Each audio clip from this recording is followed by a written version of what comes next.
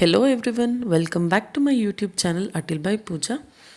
ಇವತ್ತು ವೀಕೆಂಡ್ ಆಗಿರೋದ್ರಿಂದ ನಾನೊಂದು ನನ್ನ ಮೋಸ್ಟ್ ಸ್ಪೆಷಲ್ ರೆಸಿಪಿ, ಎಲ್ಲರಿಗೂ ತುಂಬಾ ಇಷ್ಟ ಆಗಿರುವಂತಹ ಕ್ವಿಕ್ಕಾಗಿ ಮಾಡುವಂತಹ ಚಿಕನ್ ಪೆಪ್ಪರ್ನ ಇವತ್ತು ನಿಮ್ಮ ಮುಂದೆ ಹೇಗೆ ಮಾಡೋದು ಅಂತ ಹೇಳ್ಕೊಡ್ತಾ ಇದ್ದೀನಿ.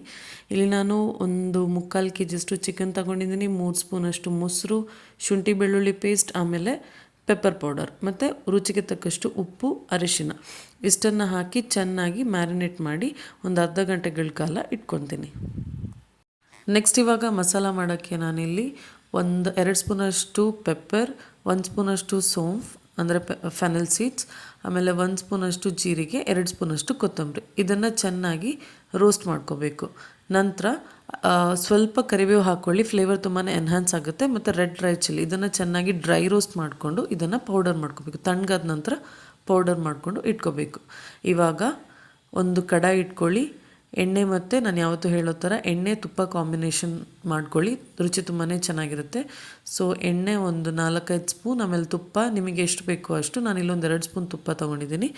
ನಂತರ ಇದನ್ನು ಆ್ಯಡ್ ಮಾಡಿ, ಫೆನಲ್ ಸೀಡ್ಸ್ ಆ್ಯಡ್ ಮಾಡಿ. ನಿಮ್ಮ ಹತ್ರ ಏನಾದರೂ ಕ್ಯಾಶು ಇದ್ದರೆ ಅದನ್ನು ಚೆನ್ನಾಗಿ ಕಟ್ ಮಾಡಿಕೊಂಡು ಕ್ಯಾಶು ಹಾಕಿ, ನಂತರ ಅದು ಕ್ಯಾಶು ಆಪ್ಷನಲ್. ನೆಕ್ಸ್ಟ್ ಬೆಳ್ಳುಳ್ಳಿನ ನೀಟಾಗಿ ಕಟ್ ಮಾಡಿಕೊಂಡು ಬೆಳ್ಳುಳ್ಳಿನೂ ಹಾಕ್ಕೊಳ್ಳಿ. ನೆಕ್ಸ್ಟ್ ಈರುಳ್ಳಿನ ಚೆನ್ನಾಗಿ ಉದ್ದುದ್ದಕ್ಕೆ ಕಟ್ ಮಾಡಿಕೊಂಡು ಈರುಳ್ಳಿನ ಹಾಕೋಬೇಕು. ಚೆನ್ನಾಗಿ ಅದನ್ನು ಬಾಡಿಸಿದ ನಂತರ ಇವಾಗ ನಾನಿಲ್ಲಿ ಹಸಿಮೆಣಸಿನ್ಕಾಯಿನ ಹಾಕ್ತಾಯಿದ್ದೀನಿ, ಅದನ್ನು ಚೆನ್ನಾಗಿ ಬಾಡಿಸ್ತಾ ಇದ್ದೀನಿ. ನಂತರ ಇಲ್ಲಿ ಫ್ಲೇವರಿಗೆ ಬೇಕಾದಷ್ಟು ಕರಿಬೇವು ಸೊಪ್ಪನ್ನ ಹಾಕಿ ಚೆನ್ನಾಗಿ ಇವಾಗ ಮಿಕ್ಸ್ ಮಾಡ್ಕೊಂಡು ಅದನ್ನು ಸ್ವಲ್ಪ ಹೊತ್ತು ಬಾಡೋಕ್ಕೆ ಬಿಡಬೇಕು. ನೆಕ್ಸ್ಟ್ ಇವಾಗ ಇಲ್ಲಿ ಏನೊಂದು 20 ಮಿನಿಟ್ಸ್ 30 ಮಿನಿಟ್ಸ್ ಚಿಕನ್ ಮ್ಯಾರಿನೇಟ್ ಮಾಡಿಟ್ಟಿದ್ವಲ್ಲ ಅದನ್ನು ಇವಾಗ ಹಾಕಿ ಚೆನ್ನಾಗಿ ಮಿಕ್ಸ್ ಮಾಡಿಕೊಂಡು ಹಾಗೆ ಬಿಟ್ಬಿಡಿ. ಅದು ಯಾವುದೇ ನೀರು ಆ್ಯಡ್ ಮಾಡೋ ಅವಶ್ಯಕತೆ ಇಲ್ಲ. ಅದೇ ಮೊಸರು ಹಾಕಿರೋದ್ರಿಂದ ನೀರು ಬಿಟ್ಕೊಳ್ಳೋಕೆ ಸ್ಟಾರ್ಟ್ ಆಗುತ್ತೆ. ಅದೇ ನೀರಲ್ಲಿ ಅದು ಸ್ವಲ್ಪ ಹೊತ್ತು ಬೇಯಬೇಕು. ಚೆನ್ನಾಗಿ ಅದನ್ನು ಬೇಯೋಕ್ಕೆ ಬಿಡಿ. ನೋಡಿ ಇಲ್ಲಿ ಎಷ್ಟು ನೀರು ಬಿಟ್ಕೊಂತು ಅಂತ. ನೆಕ್ಸ್ಟ್ ಇವಾಗ ಅದೊಂದು 10 ಮಿನಿಟ್ಸ್ ಅಥವಾ ಒಂದು 5-7 ಮಿನಿಟ್ಸ್ ಬೆಂದಾದ ನಂತರ ನಾವೇನು ಪೌಡರ್ ಮಾಡ್ಕೊಂಡಿದ್ದೀವಲ್ಲ ಮಸಾಲ, ಆ ಮಸಾಲನ ಹಾಕಿಬಿಟ್ಟು ಒಂದು 2 ಮಿನಿಟ್ಸ್ ಬಾಡಿಸ್ಕೊಂಡು ನಂತರ ಇಲ್ಲಿ ಒಂದು 2 ಸ್ಪೂನಷ್ಟು ಸೋಯಾ ಸಾಸ್ ಹಾಕೋಬೇಕು. ಸೊ ಈ ಸೋಯಾ ಸಾಸ್ ಹಾಕಿಲ್ಲ ಹೇಳಿದರೆ ಪೆಪ್ಪರ್ ಕಂಪ್ಲೀಟ್ ಆಗಲ್ಲ.